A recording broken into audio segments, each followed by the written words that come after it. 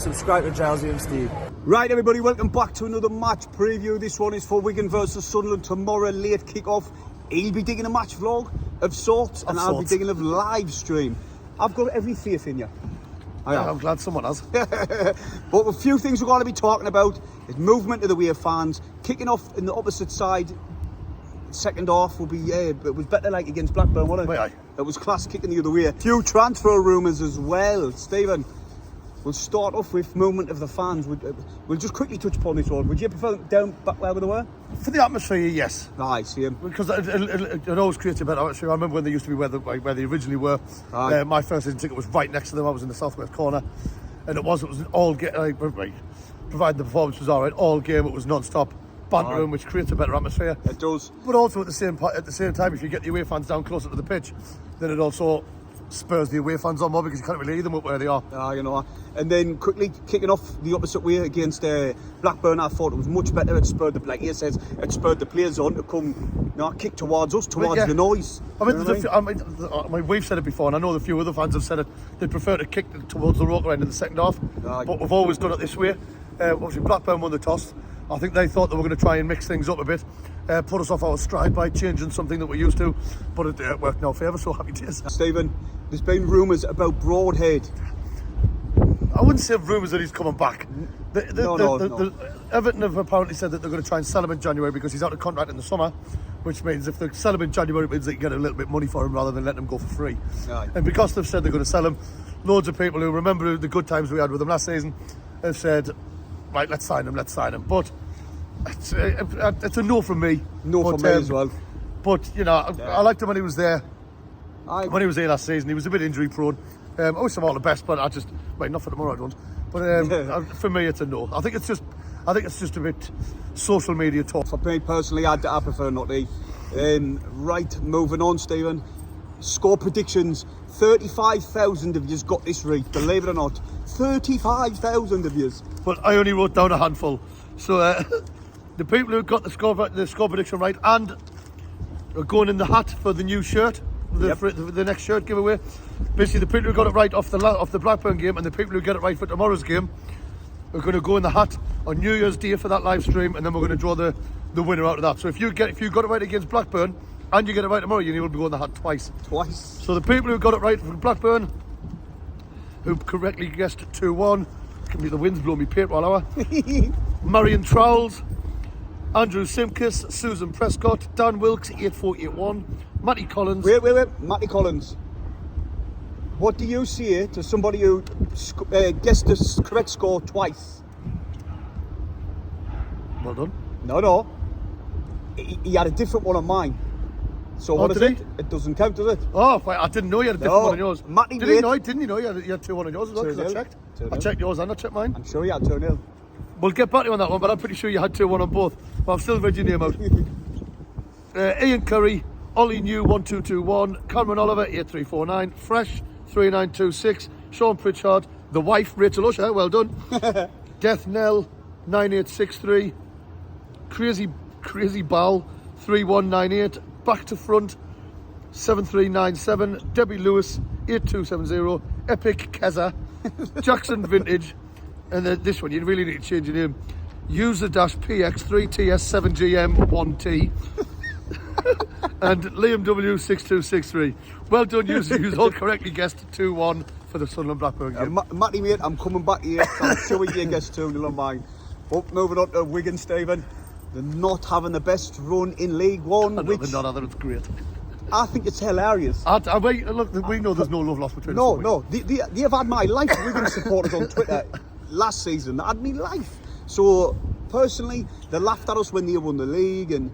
But anyway, we've beat them 4 times in a row now. Could this be the 5th one? Yes. There's still going to be a threat. Yes, end of review, end of preview. We're going to win season later. No, they've got a good squad. Listen, they won League One. You didn't win League One for no reason, but that was because of the manager. In my opinion, he was a really good manager. They shouldn't have sacked him. And now they've got in Colo Touria, believe it or not. And he hasn't won a game yet.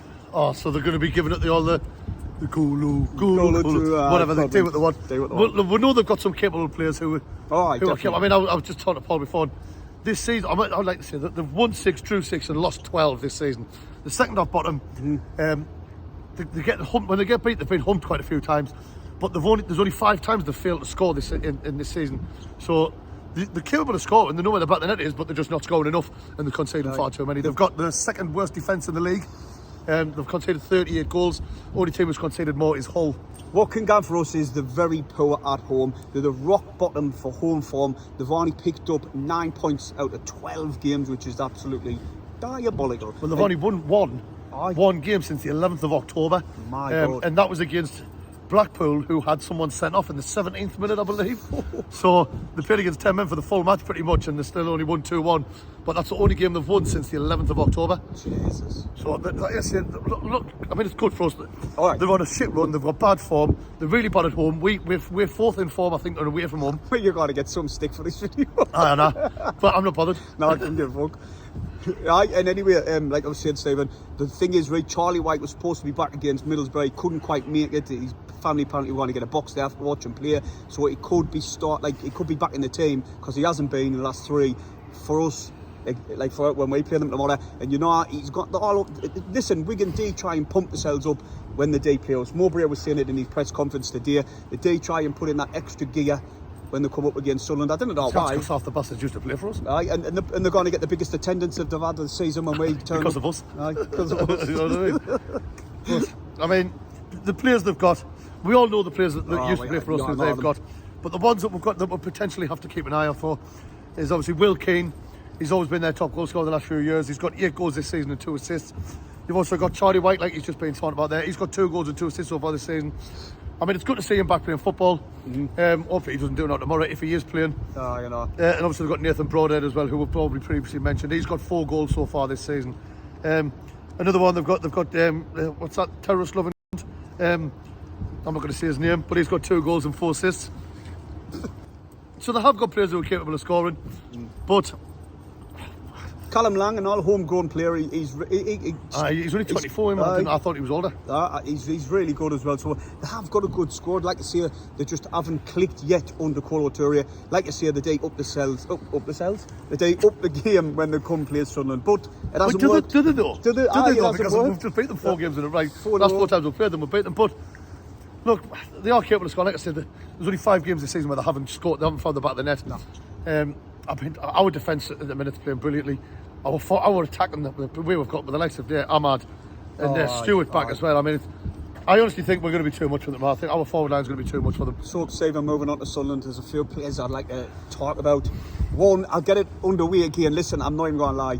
This is his best friend. He got another picture with Luke 09.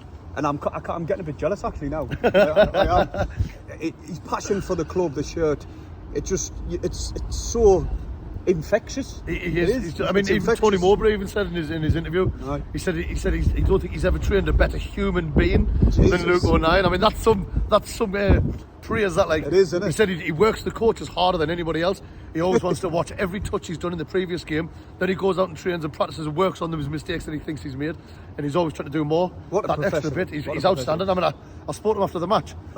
And I was concerned because he came out and he was limping. I was like, whoa, what's going on there? He said, that's just a dead leg.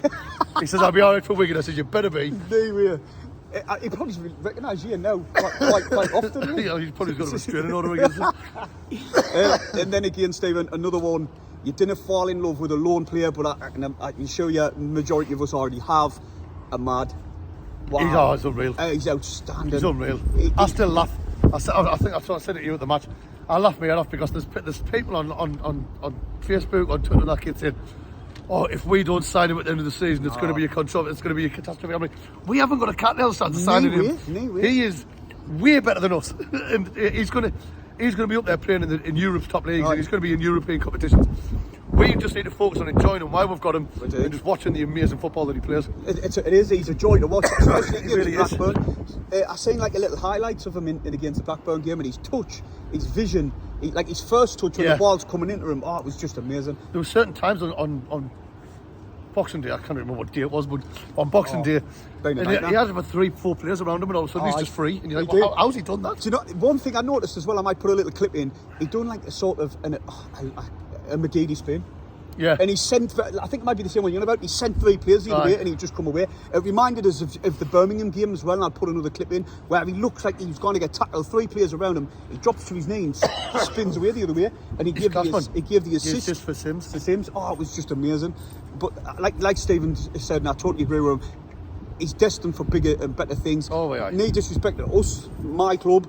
I think just at this time, we're only meant to get him on loan, and that's what I think it's going to be. Talking about loans, anyway. Sims.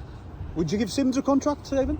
It's not our choice. I know it's not, but your it's opinion. on loan. Look, what's your opinion? He gets a lot of stick. He gets a lot of stick off certain people. Oh, he does, aye. And things like that, but he plays better. I mean, we've always said he plays better alongside Stewart. Does. And between them, they've got something like 13 goal contributions. Exactly. That's just them two. 10 of them have been when they've been on the pitch together. I totally agree with you. I say that all the time. And people do. Sorry for the coughing. I'm dying of Boxing Day. People do criticise him a lot, but that's not what he is. He's not a lone striker. He works better in a two, and we do see the best out of him. I mean, you've said it time and time again. When he's with Stewart. And that just showed when he came on off the pitch, off the bench, sorry. To have them both fighting fit and both getting on the score sheet, it's just brilliant to see. It's brilliant. Amazing. Defenders now, when we come up against any team now, defenders will be thinking, oh, for fuck's sake, we've got them two bloody giants to deal with. They'll be like, there will be constantly. And also, the lads stepped up with the absence of Bart, one of my player of the season up to now. Yeah. They stepped up again with him being out of the team. Dan Ballard and Luke O'Neill, absolutely phenomenal at the back. Totally. Absolutely phenomenal. Certainly and go change your door. What we're going to do then? We don't actually know. I mean, I said more about his press conference, but he didn't actually say about any availability and things like that. But I don't think they will be playing. No.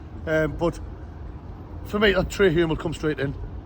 I don't know who's going to come in. Alicia's injured as well, though. I didn't know if he was just going to miss this game. What I think he's going to do, which means he won't, is I think he's going to go to a back 3. Aye. And I think he's going to we're going to go 3-4-1-2.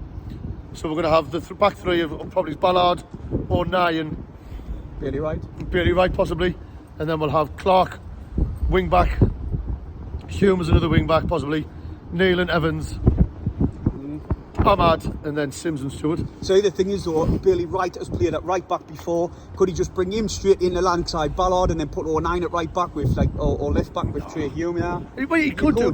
You don't know, but for me, I'll go to a back 3 with wing backs. Delightful. Anyway, Stephen, we'll quickly kick this one off. Score prediction made. I went first last time, so it's your turn. And you went for your original 3-1 last time. Both didn't get it right. Nah, this time I'm going 4-1. 4-1 Sunderland.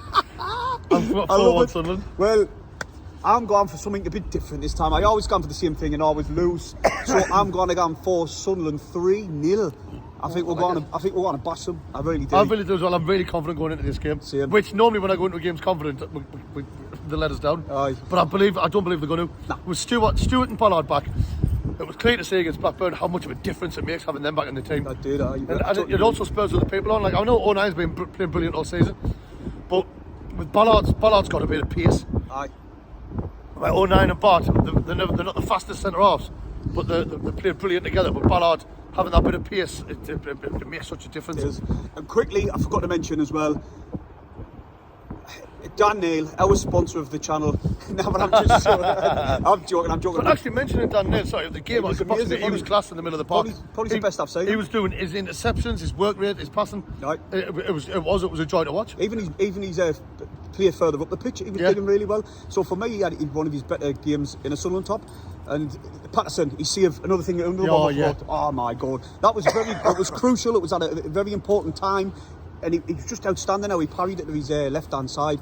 So for me, he had an amazing game as well, as did quite a few others. We said after the game, we could have talked about nearly every player on the pitch. 100%. But it was a great day. The scoreline suggested it was closer than what. In fact, no, the scoreline's probably right. It was a close game. There wasn't that many chances in the game. I think Blackburn lacked pace on the counter-attack. Bradley, Dark, Gallagher, Diaz, I think they're very slow. I think that I just don't think we allowed them to play. No, we didn't. O'Neill was amazing. Our press, especially for Neil and Evans in the middle, they were just on everybody straight away, closing them down, so it was good. O'Neill and Ballard, they kept Diaz. quiet all Yeah. game. They kept him in Oh, the he back didn't have pockets all game. He done nothing. Apart from what this guy highlighted, his work rate, chasing Gooch back. And I just thought, oh my God, what was the point? When he got injured? What was the point in that? But anyway, that's probably about it from now, Simon, unless you want to add anything. No, just Covered a lot. cool. I was like I said, there's loads of players we've spoken about. I think I'm looking forward to the game tomorrow. See ya. Obviously, Paul will be doing a live stream. I'll be there. Vlogging it. With another 4,500 Mackhams. And I'm looking forward to it. I really am. Bastard, I wish I was gone. Well, you know what I mean. Hit the thumbs up. Subscribe if you're new. How are the lads? See you in a bit.